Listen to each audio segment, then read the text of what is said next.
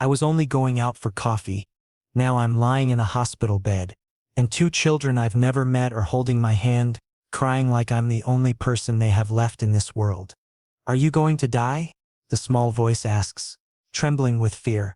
I force my eyes open, and that's when I see them clearly for the first time. Twins. Probably 7 years old. Long golden brown hair, piercing blue eyes that look like they belong in a magazine ad. Beautiful kids. But right now, they're terrified, clutching my hand like it's a lifeline. When I first woke up in this bed an hour ago, they were already here, sitting beside me, refusing to leave. The nurses tried to take them away, but they screamed and cried until security gave up. No, I'm okay, I managed to say, forcing a gentle smile even though my back feels like it's on fire. The bullet only grazed me, they said. Lucky. If it had been 2 inches higher, I wouldn't be having this conversation. The little girl sniffles, wiping her nose with the back of her hand.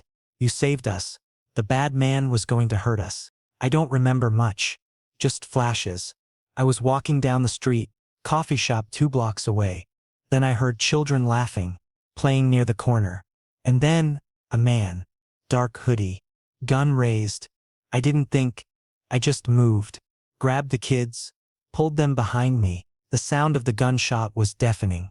The pain came later. It's okay, I whisper, squeezing her hand gently. You're safe now. A nurse comes in, checking my vitals, adjusting the IV drip in my arm. She gives the twins a stern look. You two need to let him rest. But before they can protest, the door opens again. This time, it's different. The air in the room changes. Security guards step in first, 2 of them, dressed in black suits with earpieces. They scan the room like they're expecting an attack. And then, he walks in. Tall, maybe 6'3". Sharp jawline that could cut glass. He's wearing an Italian suit that probably costs more than my entire year's rent. His hair is dark, styled back perfectly. But it's his eyes that freeze me in place. Gray, cold, calculating, like he's assessing everything in the room, including me, deciding what's valuable and what's disposable. The twins immediately run to him. Papa, Papa. So this is their father. He kneels down, letting them wrap their arms around him, but his eyes never leave me. Even as he holds his children, even as the little boy whispers something in his ear, he's watching me, studying me. I can't tell if he's grateful or suspicious. After a moment he stands, gently guiding the twins to sit in the chairs by the window. Then he approaches my bed. Up close he's even more intimidating. There's something about him that screams power, danger, control. My name is Damon Reed, he says. His voice is deep, measured, like every word is carefully chosen. These are my children. You saved their lives. I don't know what to say. I didn't save anyone on purpose. I just reacted. I was just there, I reply quietly. Anyone would have done the same. His jaw tightens. No, they wouldn't have. There's a weight to those words. A history I don't understand. He reaches into his jacket pocket, and for a split second I tense, but he only pulls out a business card. He places it on the table beside my bed. I owe you a debt, he says. When you're discharged, call this number. Whatever you need. Medical bills, time off work, compensation. I'll handle it. I glance at the card. Damon Reed. CEO Reed Enterprises. There's no other information. Just a phone number. That's not necessary. I start, but he cuts me off. It is. Before I can argue, a doctor enters, clipboard in hand. He looks nervous, glancing at Damon like he's worried about saying the wrong thing. Mr. Reed, I need to speak with you. Privately. Damon nods, but he doesn't move immediately. Instead, he leans down slightly, his face inches from mine. What's your name? Elliot, I say. Elliot Haze. Elliot, he repeats, like he's testing how it sounds. You're not safe here. I blink. What? The people who tried to hurt my children, they're still out there. And now they know you interfered. They'll come back. My stomach drops. I'm saying you're a target now. The doctor clears his throat. Mr. Reed, please. Damon straightens, turning to the doctor. They step outside, but I can see them through the glass window in the door. The doctor is speaking quickly, gesturing. Damon's face is unreadable, but I see his hand clench into a fist. The twins are still by the window, whispering to each other. The little girl, Mia, I think I heard Damon call her, keeps glancing at me with wide, worried eyes. The boy, Caleb, maybe, looks angry. Not at me. At the situation. When Damon comes back inside, his expression has shifted. There's a decision in his eyes. Something final. You're being discharged tomorrow morning, he says, but you're not going back to your apartment. I sit up too quickly, wincing at the pain in my back. Excuse me, I'm taking you somewhere safe. My home. Until this is resolved. You can't just— I can, he interrupts, his voice firm but not cruel. And I will. You risked your life for my children. The least I can do is make sure you survive what comes next. I want to argue. I want to tell him this is insane. That I have a life, a job, responsibilities. But the look in his eyes stops me. This isn't a request. It's not even a suggestion. It's a fact. A done deal. I don't even know you. I say weakly. You will. And with that, he turns to his children. Come. We're leaving. Elliot needs to rest. Mia runs over to me one last time, throwing her small arms around my neck. Thank you, she whispers. You're a hero. I don't feel like a hero. I feel like I just walked into something I don't understand. Something dangerous and complicated. But I hug her back gently, patting her hair. Get better, okay? Caleb says, his voice small but brave. I will. I promise. Damon ushers them toward the door. But before he leaves, he looks back at me one last time. Rest tonight, Elliot. Tomorrow, everything changes. The door closes. The room is silent again. I stare at the business card on the table, at the name printed in sharp black letters. Damon Reed. What have I gotten myself into? The room I'm standing in is bigger than my entire apartment. Silk curtains frame floor-to-ceiling windows that overlook a garden so perfect it looks like it belongs in a painting. The bed is king-sized, covered in soft white sheets that probably cost more than my monthly paycheck. There's a chandelier hanging from the ceiling, crystal catching the afternoon light, marble floors, a walk-in closet, a bathroom with a bathtub big enough to swim in. This is Damon Reed's world, and somehow I've been pulled into it. If you need anything, just press this button, a staff member says, pointing to a small panel on the wall. Her tone is polite but distant, like she's been trained to keep emotions out of her work. Mr. Reed has instructed us to make sure you're comfortable. Comfortable? That's a funny word for what I'm feeling right now. She leaves, closing the door softly behind her. I'm alone. I walk over to the window, pressing my hand against the cool glass. The garden below is stunning, but beyond it I can see the high iron gates. Security cameras are mounted on every corner. Guards patrol the perimeter. This place is a fortress. I'm not a guest here. I'm a prisoner. A prisoner in a golden cage. I told Damon this morning that I didn't need to come here. I told him I'd be fine on my own. But he didn't listen. He sent 2 of his men to my apartment while I was being discharged. They packed a bag for me. Clothes, toiletries, a few personal items. Then they drove me here, to this massive estate on the edge of the city, hidden behind trees and walls. You'll be safe here, Damon had said when I arrived. No one can get to you. But what he didn't say was that I also can't leave. I sit down on the edge of the bed, running my hand through my hair. My back still aches from the bullet wound. A constant reminder of how quickly my life turned upside down. 2 days ago, I was a normal guy with a normal life. Now I'm living in a mansion with a man I barely know and his 2 kids. A knock on the door startles me. Come in, I call. Mia peeks her head inside, grinning. Can we come in? Of course. She pushes the door open wider and Caleb follows her inside. They're both wearing matching pajamas, soft blue with little stars on them. Mia climbs onto the bed beside me, and Caleb sits on the floor, leaning against the bed frame. Do you like your room? Mia asks, her eyes bright with curiosity. It's very nice, I say carefully. Papa has the biggest room, Caleb says, but yours is the second biggest. Lucky me, I murmur. Mia tilts her head, studying me. Are you scared? I hesitate. Kids are perceptive. They see through lies faster than adults. A little, I admit. This is all very new. Papa can be scary, she says matter-of-factly. But he's not mean. He just worries a lot. About you two, I guess. She nods. Ever since Mommy left. Caleb shoots her a look. Mia, don't. What? It's true, and don't press. Whatever happened with their mother, it's clearly a sensitive topic. Instead, I smile at them. Well, your dad seems like he cares about you a lot. He does, Caleb says quietly. That's why he brought you here. He thinks you're in danger because of us. There it is. The guilt. These kids feel responsible for what happened to me. Hey, I say gently, reaching out to ruffle Caleb's hair. It's not your fault. I made the choice to help. And I'd do it again. Mia beams.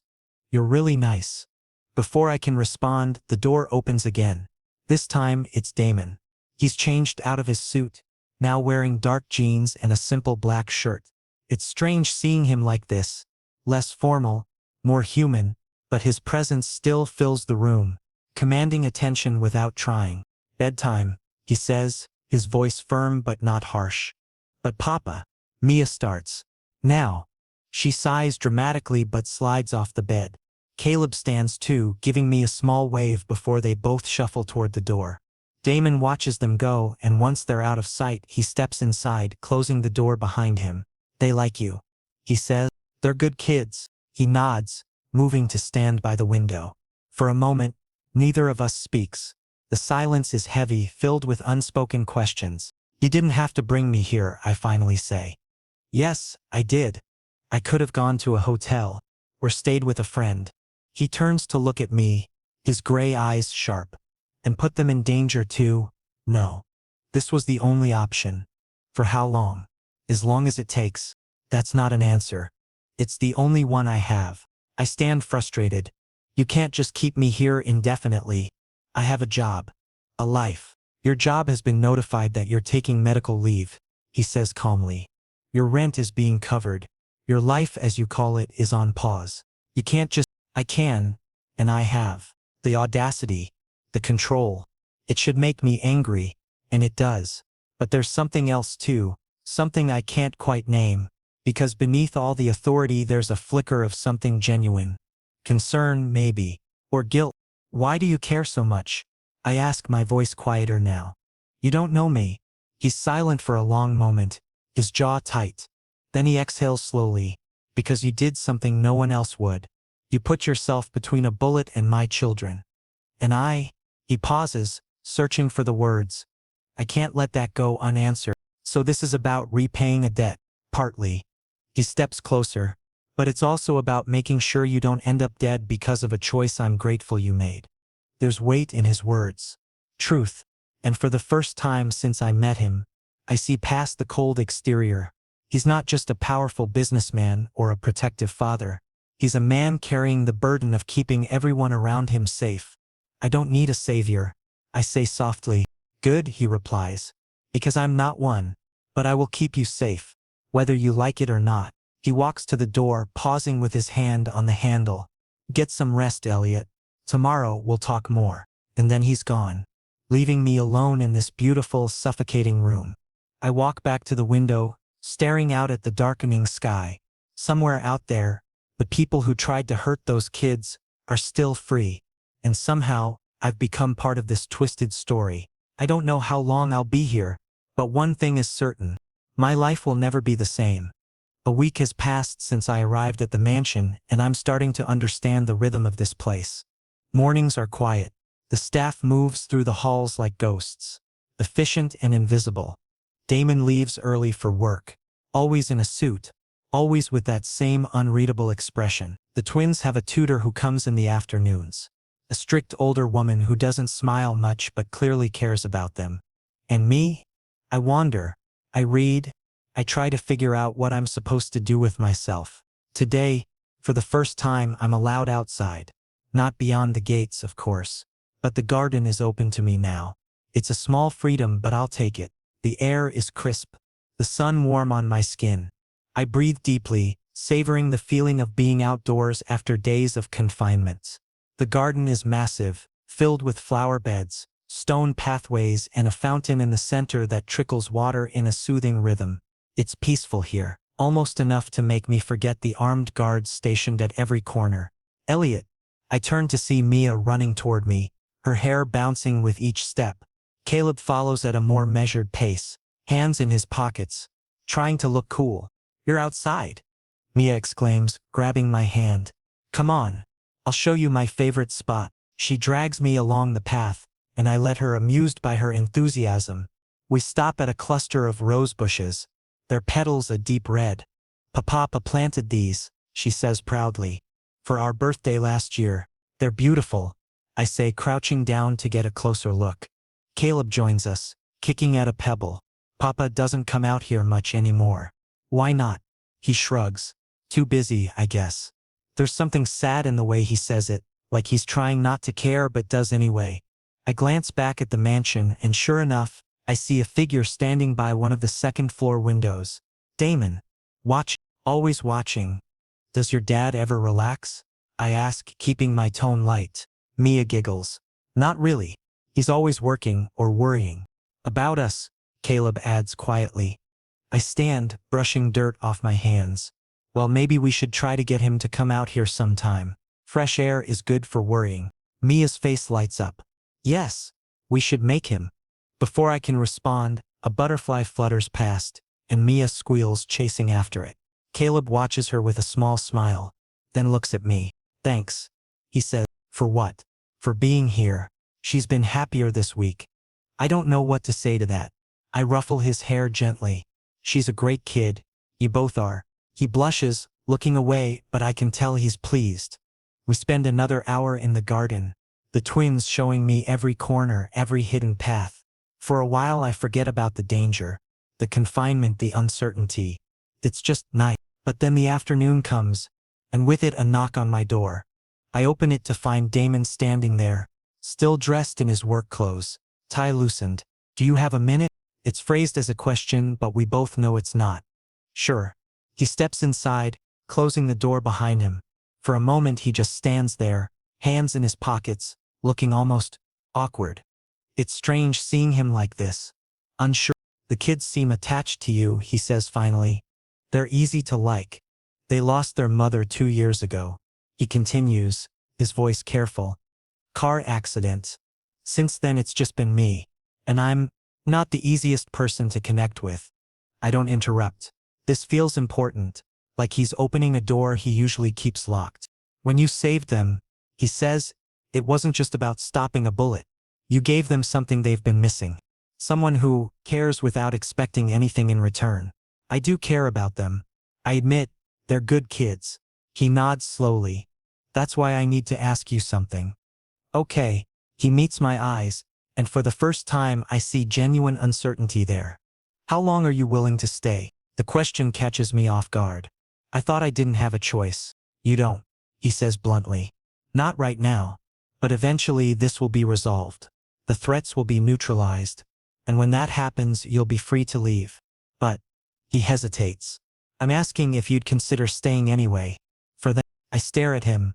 "You're asking me to live here permanently?" "Not as a prisoner. As, I don't know, a guardian. A friend. Someone they can rely on." "What about you?" I ask before I can stop myself. His expression shifts, something flickering in his eyes. "What about me? Would I just be here for the kids? Or?"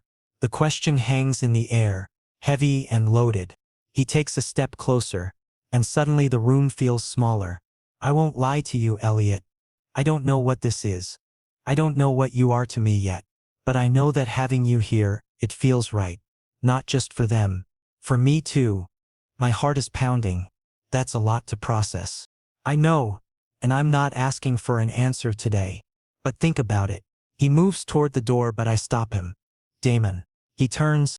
"Why did you really bring me here? And don't say it's just about protection." He's quiet for a long moment, his jaw working like he's wrestling with something. Then he speaks, his voice low. "Because the thought of you getting hurt, because of something I couldn't control, it terrified me. And I don't get terrified easily." The admission hangs between us, raw and honest. "I don't expect you to understand," he adds. "I barely understand it myself. But you're here now, and I'm not ready to let you go." Before I can respond, he leaves, the door clicking shut softly behind him. I stand there alone, my mind racing. This man, this stranger who turned my life upside down, is asking me to stay. Not just for his kids, but for him. And the terrifying part, I'm actually considering it. I walk to the window, looking out at the garden where Mia and Caleb are still playing. The sun is setting, casting everything in golden light. It's beautiful here, safe. And for the first time in a long time, I feel like I might belong somewhere. But is it enough? Can I really build a life in someone else's world? I don't have the answer yet, but I think maybe I want to find out. 3 weeks have passed since I became part of this strange, beautiful prison. I've learned the rhythms of the mansion, the way sunlight filters through the eastern windows at dawn, how the staff moves like synchronized dancers through their routines. I've memorized which floors creak, which hallways echo, where the twins hide when they're playing games. I've even grown accustomed to Damon's presence, the way he appears in doorways without warning, the weight of his gaze following me through rooms. But tonight, everything changes. I wake to the sound of alarms screaming through the walls. My heart slams against my ribcage, adrenaline flooding my system before I'm fully conscious. Red emergency lights flash in the hallway outside my door, casting everything in an eerie, pulsing glow. I throw off the covers, stumbling toward the door, but my hands find it locked from the outside. Panic rises in my throat. "Hello?" I call out, pounding on the wood. "What's happening?" Footsteps thunder past. Voices shout commands I can't quite make out. Then suddenly, the lock clicks. The door flies open and Damon is there, his face carved from stone, eyes blazing with an intensity I've never seen before. "Elliot." My name is sharp on his tongue, urgent. "We need to move. Now." "What's going on?" My voice sounds thin, scared even to my own ears. "Intruders breached the perimeter. They're on the grounds." His hand wraps around my wrist, firm and unyielding. "Stay with me. Don't let go." We run. My bare feet slap against marble, then carpet, then marble again as he pulls me through hallways I've never explored. The mansion is massive, a labyrinth, and right now it feels like a trap. Behind us I hear glass shattering, shouts growing louder. My mind races with possibilities, each one more terrifying than the last. We reach a door hidden behind a panel in the library. Damon presses his palm to a scanner, and it slides open, revealing stairs leading down into darkness. "Basement," he says tersely. "Safe room. The twins are already there." The words send relief flooding through me. At least they're okay. We descend quickly, the door sealing shut above us with a heavy metallic thud. The stairwell is narrow, lit by strips of LED lights along the floor. At the bottom, another door, another scan, and then we're inside. The safe room is smaller than I expected but fortified, concrete walls, no windows, a single ventilation system, humming quietly overhead, and there, huddled on a bench against the far wall, are Mia and Caleb, with Marcus, one of Damon's most trusted guards, standing watch over them. Mia's face is streaked with tears. The moment she sees me, she launches herself forward, wrapping her arms around my waist and sobbing into my shirt. "I was so scared," she chokes out. "I thought they got you." I drop to my knees, pulling both twins close. "I'm here. I'm okay. We're all okay." Caleb is quieter, but I feel him trembling against me. He's trying so hard to be brave, to be the man he thinks he needs to be. I stroke his hair gently. "It's all right to be scared," I whisper. "I am too." Damon moves to the control panel on the wall, pulling up camera feeds from around the property. I watch over his shoulder, my stomach twisting at what I see. Dark figures moving through the garden, advancing toward the house. There are at least 6 of them that I can count. Maybe more. "Who are they?" I ask quietly, not wanting the kids to hear. "Mercenaries, hired by someone who wants to send me a message." His jaw clenches, muscles working beneath skin. "They won't get far. My security team is the best money can buy." As if to prove his point, the cameras show his guards moving into position, tactical and precise. I see flashes, hear muffled sounds through the thick walls above us. The twins press closer to me and I hold them tighter, humming softly, anything to drown out the violence happening above. Damon is on his radio, issuing commands in a voice I've never heard him use. Cold, ruthless, calculating. This is the man people fear, the one who built an empire through sheer force of will and intelligence. This is the side of him I've only glimpsed before, and seeing it fully now is both terrifying and oddly reassuring. He knows what he's doing. We're safe with him. But when he glances back at us, when his eyes find mine across the room, the hardness cracks. Just for a second. I see fear there. Not for himself. For us. For his children. For me. Time becomes meaningless in the safe room.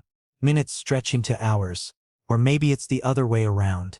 The twins eventually cry themselves into exhausted silence, dozing fitfully against my shoulders. Marcus stands at attention, unmoving, while Damon continues monitoring feeds and coordinating with his team. Finally the radio crackles.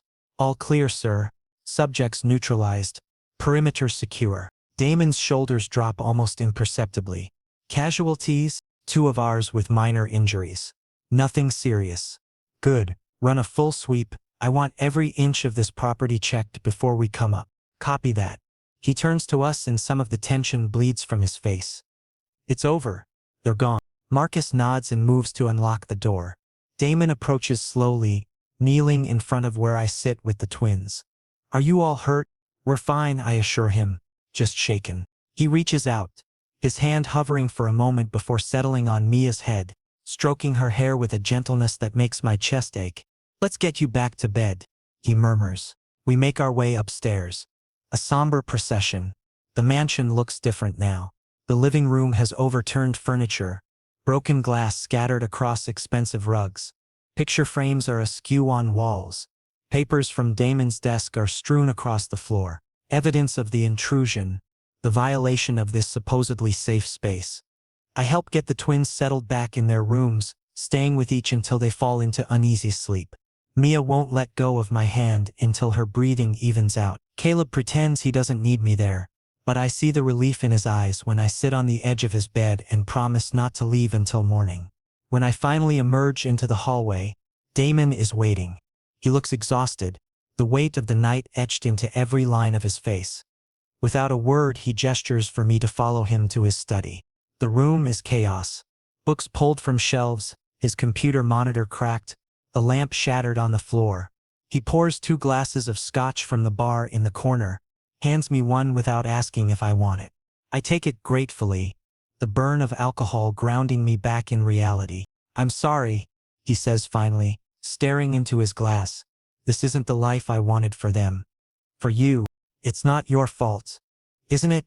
His laugh is bitter. I made enemies. I built this empire on calculated risks and ruthless decisions. And now the people I care about are paying the price.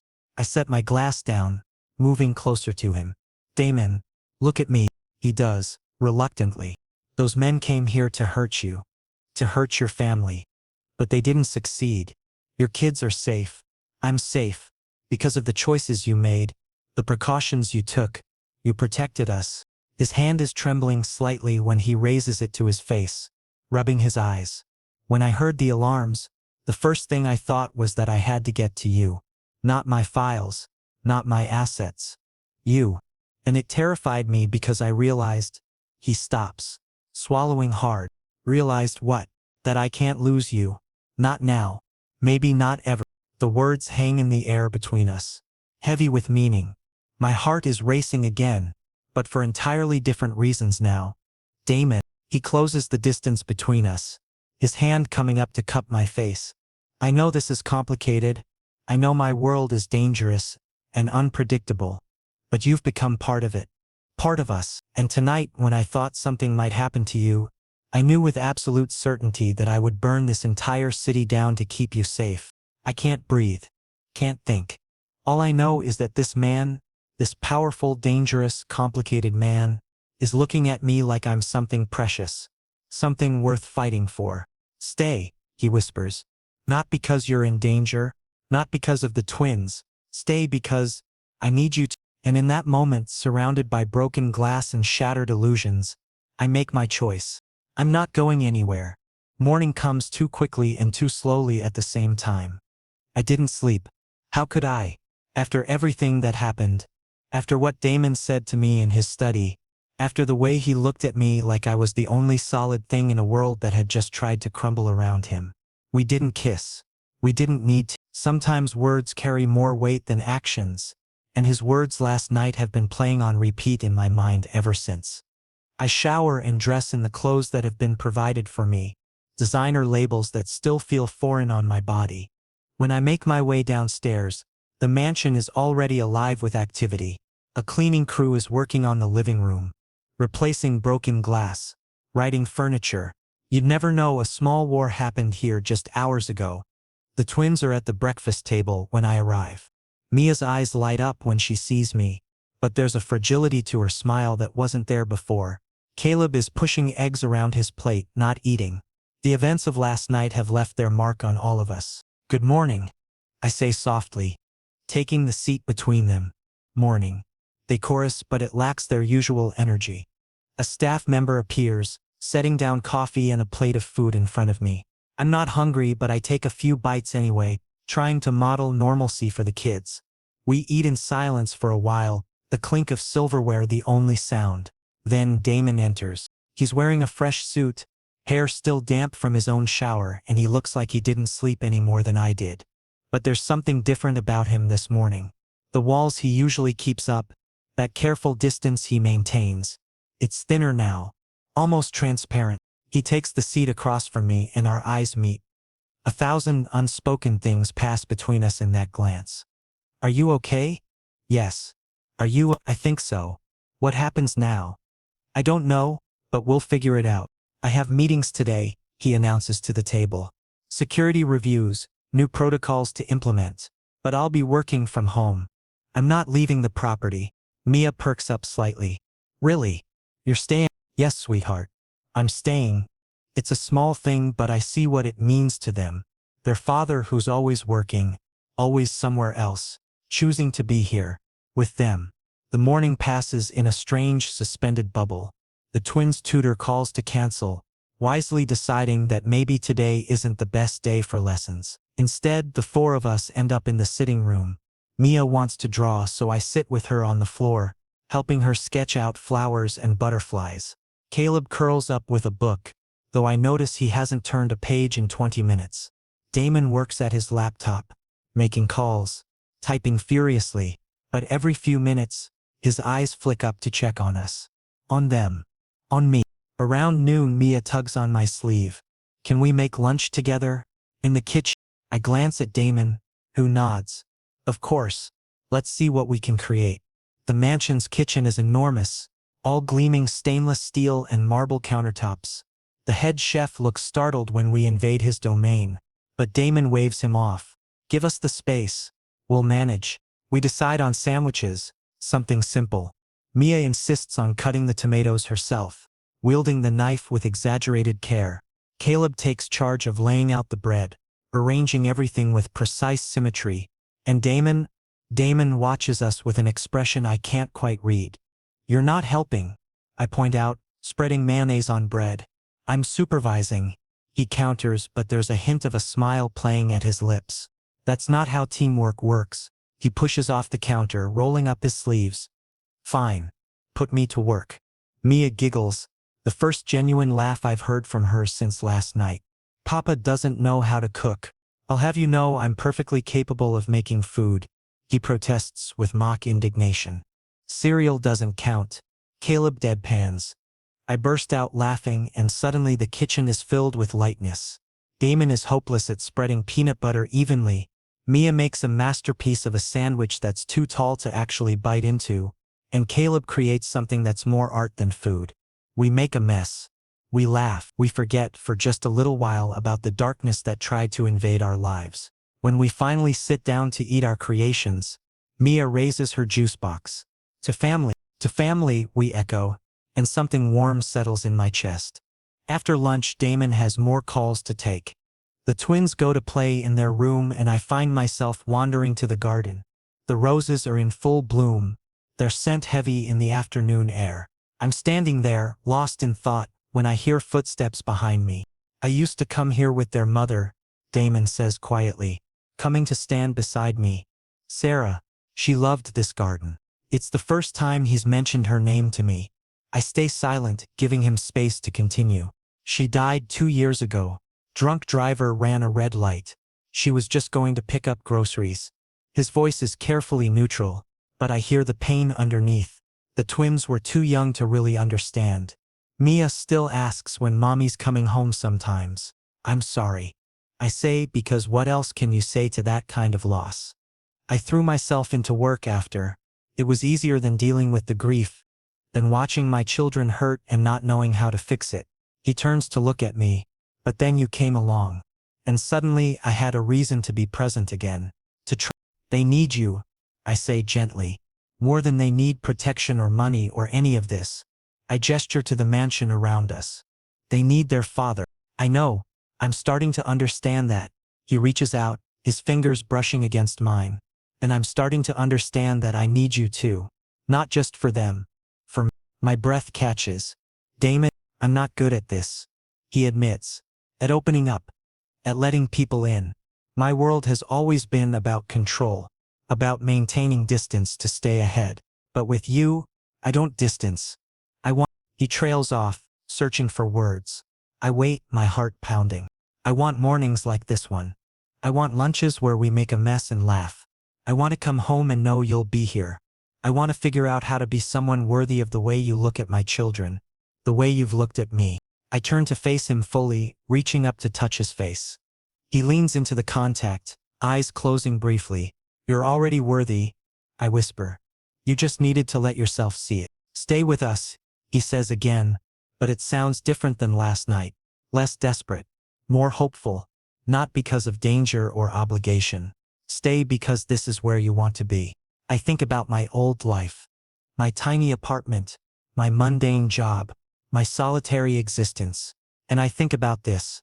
About Mia's laugh. And Caleb's quiet smiles. And Damon's rare but genuine moments of vulnerability. About morning coffee and garden walks and feeling like I matter to someone. I'm already home, I tell him. I have been for a while now, I just needed to admit it to myself. He pulls me closer, wrapping his arms around me. We stand there in the garden, surrounded by roses and sunshine, and for the first time since I took that bullet I feel truly safe. Not because of walls or guards or security systems, but because of this. Because of them. Because of him. A month passes, and everything shifts into place like puzzle pieces, finally finding where they belong. I wake up in my room, though calling it my room feels strange because, increasingly, I fall asleep on the couch in Damon's study while he works late, or in the twins' room after reading them stories until they drift off. The boundaries of this mansion have become fluid. Organic. I'm no longer a guest or a protected asset. I'm simply here, part of the rhythm and flow of this household. The twins have started calling me Ellie.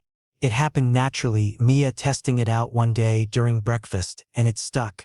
Now it's their name for me, said with affection and familiarity that makes my chest tight with emotion every time I hear it. I've taken over the morning routine without anyone formally asking me to. I wake them up, help them get ready for their tutor sessions, make sure they eat proper breakfasts. In the afternoons, we do homework together at the kitchen table. Evenings are for play, for stories, for the kind of ordinary family activities I never thought I'd have. And Damon has become something I don't have words for yet. We haven't defined what we are, haven't labeled it or discussed the specifics. But I know that when I walk into a room, his eyes find me immediately.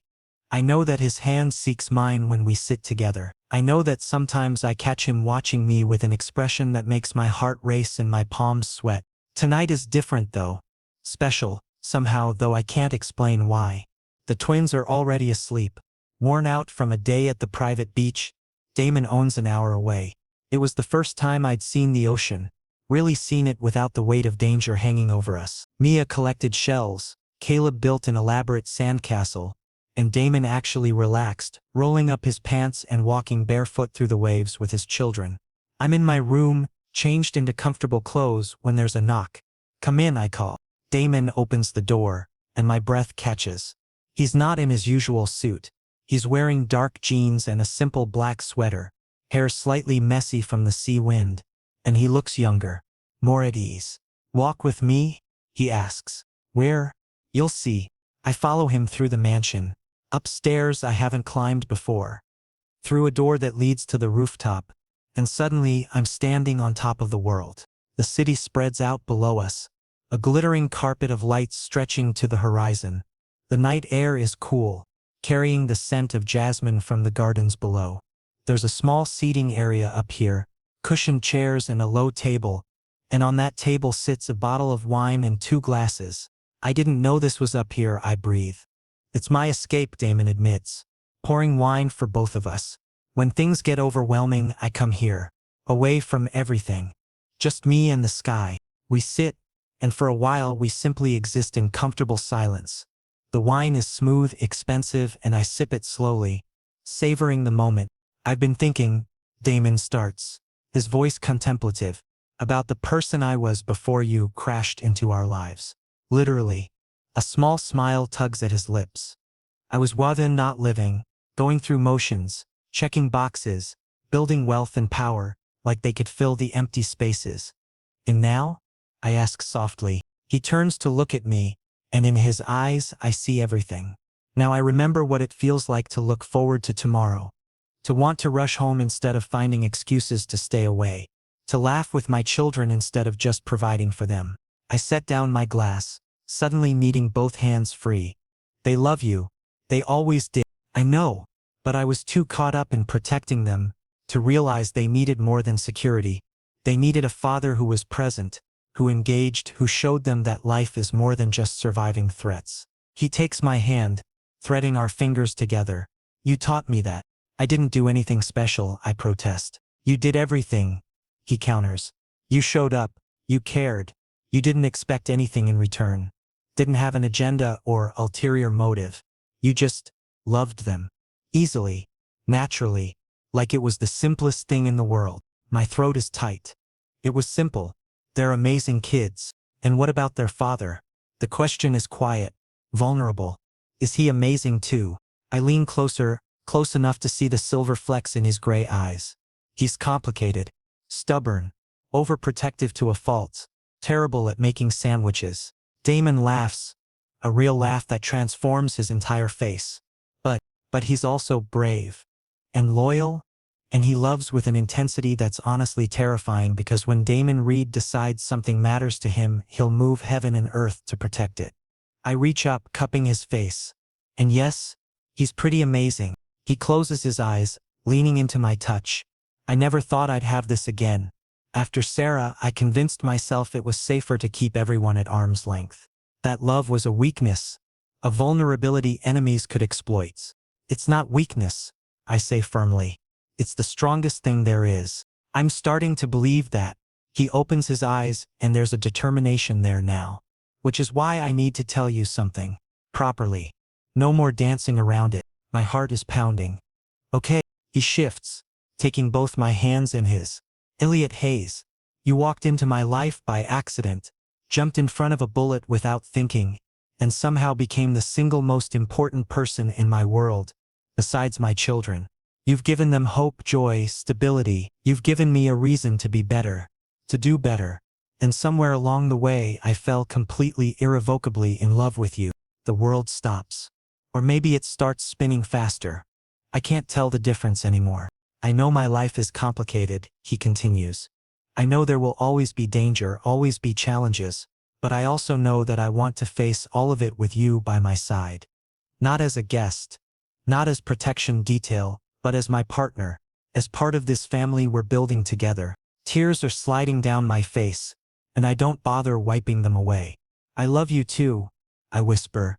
I think I have for a while now. I was just scared to admit it because it felt too big, too fast, too impossible. Nothing's impossible, he says, pulling me closer. We've already proven that. And then he kisses me.